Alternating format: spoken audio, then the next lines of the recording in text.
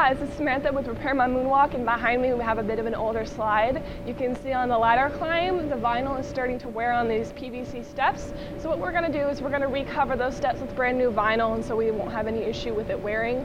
We also, though, have high density foam steps that we can install on ladder climbs that will last you a long time and is a lot more comfortable than the PVC pipe. But for this client specifically, he just preferred that we recover the steps, and so we're going to show you what it looks like when it's done.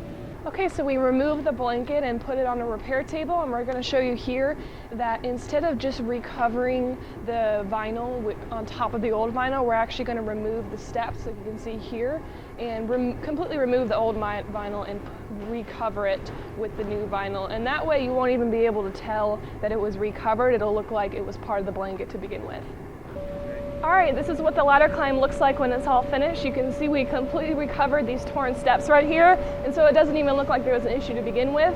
Our repair people are very good at keeping these repairs discreet, so you can keep your inflatables in your rental inventory for as long as possible.